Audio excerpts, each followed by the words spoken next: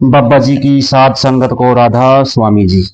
यह साखी बड़े महाराज सावन सिंह जी, महाराज चरण सिंह जी और बहादुर जगत सिंह जी के टाइम की है। महाराज चरण सिंह जी अपनी पुरानी यादें सुना रहे थे। जब महाराज चरण सिंह जी नए नए सतगुरु बने, उस समय डेरे की व्यवस्था में काफी लापरवाही बरती जा रही थी। सरदार बहादुर जी के समय में डेरे की बागडोर वास्तव में तीन बुजुर्ग सेवादारों के हाथों में थी, जो स्वभाव से काफी कठोर और उग्र थे। स्वभाव से काफी कठोर और उग्र थे। लंगर में किसी तरह का नियंत्रण नहीं था। लंगर के प्रबंध के लिए सेवादारों से अपना हुक्म मनवाना बहुत मुश्किल था। वे केवल नाम मात्र के ही प्रमुख थे। कई लोग लंगर से भोजन अपने घर या जहां भी वे रहते हैं या जहां भी वे ठहरते हैं वहीं ले जाते थे। असल में दोनों पड़ोस के गांव के लगभग आधे निवासियों ने भी यही तरीका अपना रखा था। हर मासिक सत्संग के बाद लंगर के आधे बर्तनों का कोई पता नहीं चलता था। बर्तन समेत ही ले जाते थे। इतना ही नहीं बल्कि बाहर से बाहर से आने वाले सत्संगियों को ठहरने के लिए स्थान देने की भी उचित उचित व्यवस्था नहीं थी। जिस व्यक्ति के हाथ में संगत को ठहरने का इंतजाम था, वह अपनी मर्जी से किसी को भी हाँ या ना कर देता था। यहां तक कि इस बारे में भेदभाव करने की शिकायतें भी आती थी। डेरा प्रशासन का यह हाल कैसे हुआ, इसे समझने के लिए हमें पीछे जाना पड़ेगा। उस समय के असाधारण हालात पर नजर डालनी होगी। असाधारण हालात पर नजर डालनी होगी जब हजूर बड़े महाराज सावन सिंह जी ने चोला छोड़ा। वह देश के बंटवारे का समय था, जब हिंदुस्तान पाकिस्तान अलग हुआ। हिंदुस्तान में उन दिनों हुए हिंसक दंगों की शायद और कहीं मिसाल नहीं मिल सकती। इतनी बड़ी संख्या में लोगों का एक देश को छोड़कर दूसरे देश में जाना संसार के इतिहास में एक बहुत बड़ी दुर्घटना थी। इसके साथ ही चारों ओर खून खराबा और मारकाट हो रही थी और देश में कानून तथा व्यवस्था का अंत हो चुका था। ऐसे कठिन दिनों में हजूर बड़े महाराज जी ने चोला छोड़ दिया और उनके चले जाने से एक ऐसा खालीपन आ गया, मानो डेरा बेजान हो गया हो और सभी सत्संगियों के दिल टूट गए। कई प्रमुख सत्संगी और सेवादार इस वियोग के दुख को बर्दाश्त ना कर सके। वे डेरे से ही चले गए और कई महीनों तक वापस नहीं आए। कई प्रमुख सत्संगी और सेवादार इस वियोग के दुख को बर्दाश्त ना कर सके। वे डेरे से ही चले गए और कई महीनों तक वापस नहीं आए। बहुत कम लोगों को इस खालीपन और नुकसान का इतना गहरा अनुभव हुआ होगा जितना कि सरदार बहादुर जी को हुआ। वह स्वयं निष्ठा, लगन और सच्चाई की एक मिसाल थे और डेरे के हर विभाग में अनुशासन लाना चाहते थे, पर उनका गिरता हुआ स्वास्थ्य उनके मार्ग में बहुत बड़ी बाधा थी। बहादुर जगत सिंह जी भी बीमार रहने लगे थे आखिरी दिनों में। इसके अलावा हजूर बड़े महाराज सावन सिंह जी की लंबी बीमारी के दौरान डेरे का अनुशासन और इंतजाम कुछ ढीला हो गया था। जब बड़े महाराज सावन सिंह जी बीमार हुए, तभी डेरे का अनुशासन और इंतजाम थोड़ा ढीला पड़ गया था। सरदार बहादुर जी अपने कमरे से केवल सत्संग के समय बाहर आते थे और फिर सेवा में लाला मुंशी राम के दफ्तर में आधा घंटा बैठा करते थे। लाला मुंशी राम से डेरा के सेक्रेटरी थे, बड़े महाराज सावन सिंह जी के सेक्रेटरी। बाकी समय वह अपने कमरे में ही रहते थे। महाराज जगत सिंह जी अपने स्वास्थ्य की वजह से वह डेरे की रोज की व्यवस्था की ओर अधिक ध्यान नहीं दे पाते थे। लाला मुंशी राम काम तो करते थे, पर वह बिल्कुल अकेले पड़ गए थे और बहुत विनयी और नरम होने के कारण अपने अधिकार का प्रयोग नहीं कर पाते थे। वह एक नरम स्वभाव के इंसान थे। बहस या विवाद से वह दूर रहना चाहते थे। कोई बहस या विवाद से वह दूर रहना पसंद करते थे।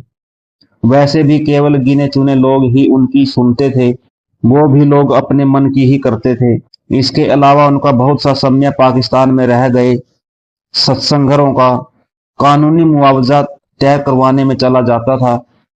जब हिंदुस्तान पाकिस्तान अलग हुआ, जो पाकिस्तान में सत्संगर बने हुए थे उनको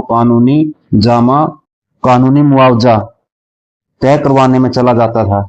उनको लगभग रोज किसी न किसी कचहरी में हाजिरी देनी पड़ती थी। इसमें वह काफी व्यस्त रहते थे। डेरे में आने के बाद महाराज जी ने लाला मुंशी राम का ध्यान इन हालात की ओर दिलाया, महाराज चरण सिंह जी ने। पर उन्होंने महाराज जी को सलाह दी, लाला मुंशी राम ने, कि डेरे का काम संभालने वाले इन गिने चुने घमंडी सेवादारों को नाराज न किया जाए, क्योंकि ये आपके लिए परेशानियां पैदा कर देंगे और आपके रास्ते में तरह तरह की रुकावटें डालेंगे। लाला मुंशी राम ने महाराज चरण सिंह जी से कहा, जो भी ये घमंडी सेवादार है इनको नाराज ना किया जाए, क्योंकि ये आपके लिए परेशानियां पैदा कर देंगे। ये आपके लिए परेशानियां पैदा कर देंगे और आपके रास्ते में तरह तरह की रुकावटें डालेंगे। महाराज जी इन खराब हालात को चुपचाप देखते रहे, लेकिन ज्यादा समय तक नहीं। साल खत्म होते होते उन्होंने सख्त कदम उठाने शुरू कर दिए। महाराज चरण सिंह जी ने सबसे पहले महाराज जी ने एक दिन सत्संग में घोषणा कर दी कि कोई भी लंगर से खाना बाहर नहीं लेकर जाएगा। जो भी खाना चाहे लंगर में बैठकर खाए। शुरू में काफी हो हल्ला मचा, जो कि स्वाभाविक था, परंतु महाराज जी खुद रोज खाने के समय लंगर में जाकर भोजन आदि परोसने का इंतजाम देखने लगे। थोड़े दिनों तक हल्ला गुल्ला मचा, जो स्वाभाविक था, परंतु महाराज जी खुद रोज खाने के समय लंगर में जाकर भोजन आदि परोसने का इंतजाम देखने लगे। 6 महीने बाद महाराज जी ने सत्संग में घोषणा की कि लंगर में हरिजनों को अलग पंक्तियों में नहीं बिठाया जाएगा। सब लोग एक साथ खाएंगे और हरिजन भी सबके साथ खाना बनाएंगे और परोसेंगे। जाति पाति के बंधनों और पुरानी रूढ़ियों के उस जमाने में वह एक बड़ा क्रांतिपूर्ण कदम था। इस परिवर्तन को व्यवहार में लाने के लिए महाराज जी ने डेरे के सभी सेवादारों और साधुओं को अपने घर पर भोजन के लिए आमंत्रित बुलाया। इस परिवर्तन को व्यवहार में लाने के लिए महाराज जी ने डेरे के सभी सेवादारों और साधुओं को अपने घर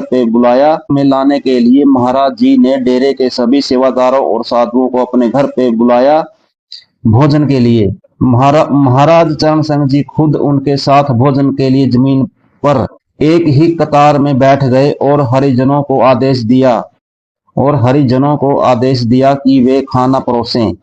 यह देखकर सब लोग हैरान रह गए, लेकिन उनके लिए खाना खाने के सिवाय और कोई चारा न था। इस तरह उन सब लोगों को जो जाति पाति के बंधनों को मानते थे और लोक लाज से डरते थे, अपने आप ही उन गलत धारणाओं से ऊपर उठना पड़ा। यह था महाराज चरण सिंह जी का तरीका एक कठिन समस्या को सुलझाने का। इन्हीं दिनों सरदार बलवंत सिंह लायलपुर के कृषि कॉलेज से रिटायर हुए थे। महाराज जी ने उन्हें डेरे बुलाकर दोपहर की सेवा और खेती की देखभाल का काम सुपुर्द किया, उनके हवाले कर दिया। वह संत मत की पुस्तकों के पंजाबी अनुवाद और प्रकाशन में भी मदद करने लगे। कुछ समय बाद इंजीनियर बोलाकानी भी डेरे आ गए। इंजीनियर बोलाकानी और महाराज जी के प्रेमी सेवादारों में शामिल हो गए। उनको मकान, सड़कें, चारदीवारी आदि का निर्माण कार्य सौंपा गया। निर्माण कार्यों में सबसे पहले डेरे के चारों ओर दीवार बनाई गई। डेरे में और उसके आसपास गहरे खड्डे थे, और चारों ओर से खुला होने के कारण वहां कोई सुरक्षा भी नहीं थी। गिद्दड़, कुत्ते और पशु बिना किसी रोक टोक के यहाँ घूमा करते थे। डेरे की चार दीवारी बहुत जल्दी बन गई और गड्ढे भी धीरे धीरे कुछ सालों में भर दिए गए। महाराज चरण सिंह जी ने एक बार बताया कि डेरे के मकानों में साधु आश्रम सबसे पहले बनाया गया। एक दिन महाराज जी उन खड्डों को देखने गए जहां कई छोटी छोटी गुफाएं खुदी हुई थी और जिनमें साधु रहा करते थे। उन्हीं उन्हीं दिनों काफी बारिश हुई और उन्हीं दिनों काफी बारिश हुई और बरसात का पानी गुफाओं में आ गया। साधुओं को बड़ी असुविधा हो रही थी। उनकी हालात देखकर उनकी हालत देखकर महाराज जी को बड़ा अफसोस हुआ और उन्होंने सत्संग घर के पश्चिम की ओर साधुओं के लिए कुछ कमरे बनवाने का विचार किया महाराज जी ने जब यह प्रस्ताव लाला मुंशीराम के सामने रखा तो उन्होंने इसका काफी विरोध किया। लाला मुंशीराम हजूर बड़े महाराज सावन सिंह जी के जमाने के थे। उनके सेक्रेटरी थे और लंबे समय से डेरे में सेवा कर रहे थे। उन्होंने डेरे को उस समय से बढ़ते हुए देखा था जब यहाँ लगभग कुछ भी नहीं था, डेरे में कुछ भी नहीं था। तब से उसने डेरे को देखा। इसलिए उनका डेरे की धन संपत्ति ही नहीं बल्कि हर चीज के प्रति वफादार होना स्वाभाविक था। वह महाराज चरण सिंह जी को बचपन से जानते थे। इसलिए महाराज जी के गद्दी पर आने के बाद कुछ वर्षों तक वह पैसा खर्च करने में जरूरत से ज्यादा सावधानी रखते थे। वही डेरे के रुपए पैसे और हिसाब के लिए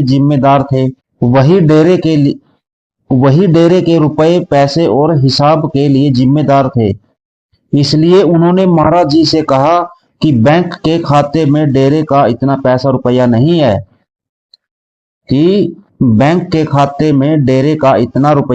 है कि मकान बनाए जा सके।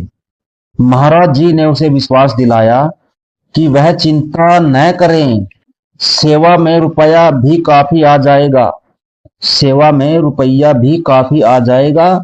चरण सिंह जी सुझाव दिया, जैसे जैसे सेवा में रुपया आता जाएगा वैसे वैसे मकान बनाने का काम आगे बढ़ाया जाएगा और इसे धीरे धीरे तथा अलग अलग हिस्सों में किया जाएगा। लाला मुंशीराम को इस बात से सहमत होना पड़ा और इमारत बनाने का काम शुरू हो गया। जैसे ही यह काम शुरू हुआ, सेवा में खूब पैसा आने लगा और कमरे बड़ी जल्दी बन गए। शुरू में इस इमारत में या तो अविवाहित या अकेले सेवादार या फिर डेरे में रहने वाले या बाहर से आने वाले साधु ही रहते थे। इसलिए यह साधु आश्रम कहलाने लगा। महाराज जी ने फरमाया कि उसके बाद लाला मुंशीराम ने किसी योजना या प्रस्ताव का कभी भी विरोध नहीं किया। तब से अब तक डेरे में एक दिन के लिए भी निर्माण कार्य बंद नहीं हुआ।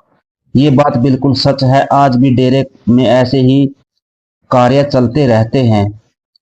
जैसा कि महाराज जी ने फरमाया, महाराज चरण सिंह जी ने एक बार फरमाया, सन 1951 तक डेरे में ज्यादा सेवादार नहीं थे। लोगों को शौच के लिए नदी तक जाना पड़ता था। या तो वे वही नहाते थे नदी में नहाते थे या रहट द्वारा कुएं से पानी ऊपर लाया जाता था। डेरे में न तो बिजली थी और न ही गंदे पानी के निकासी के लिए नालियां। महाराज जी का विचार था कि कुछ छोटे मकान बनाए जाएं जिसमें आधुनिक सुविधाएं हों ताकि अच्छे सेवादार डेरे में आना पसंद करें और यहां आराम से रह सकें। श्री बोला कानी रिटायर होने के बाद डेरे में सेवा करने का प्रस्ताव कर चुके थे। उनकी मदद से निर्माण कार्य शुरू कर दिया गया और डेरे के पहले मकानों की लाइन बनाकर तैयार की गई।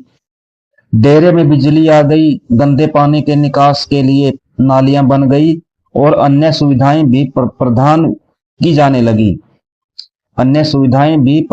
जाने लगी। असल में संत सतगुरु खुद ही डेरे के निर्माता और प्रशासक रहते आए हैं और अब भी हैं, फिर भी व्यवहारिक दृष्टि से उन्हें योग्य सेवादारों को जरूरत होती है, उनको योग्य सेवादारों की जरूरत होती है। और डेरे का कार्य, जो डेरे का कार्य करे और डेरे को वह रूप दे जो आज डेरे का है। जो वहां रहते हैं या बाहर से आते हैं वे जानते हैं कि डेरा सचमुच धरती पर स्वर्ग है। धीरे धीरे जैसे जैसे डेरे का विकास होता गया, लोगों ने रिटायर होने पर डेरे में सेवा करने के लिए अपना आना शुरू कर दिया। लोगों ने रिटायर होने पर डेरे में सेवा करने के लिए आना शुरू कर दिया। ऐसे लोगों में से महाराज जी ने श्री आहलूवालिया को अपना सेक्रेटरी चुना ताकि बुजुर्ग लाला मुंशीराम जी को मदद मिल सके। उस समय तक संत मत की बहुत थोड़ी पुस्तकें ही छपी थी, इसलिए महाराज चरण सिंह जी ने प्रकाशन की ओर ध्यान दिया। इस प्रकार महाराज जी ने धीरे धीरे प्रशासन और अन्य कई कार्यों को व्यवस्थित रूप दिया। उन 3 सेवादारों के अधिकार भी अपने आप ही समाप्त हो गए जो यह समझने लगे थे कि डेरा वे ही चला रहे हैं। बाबा जी की संगत जी, ये थी साखी महाराज सावन सिंह जी और महाराज चरण सिंह जी की कुछ यादें जो महाराज चरण सिंह जी ने फरमाई। ऐसी ही साखी के साथ फिर मुलाकात होगी। मेरे को दीजिए आज्ञा। बाबा जी की साथ संगत को राधा स्वामी जी।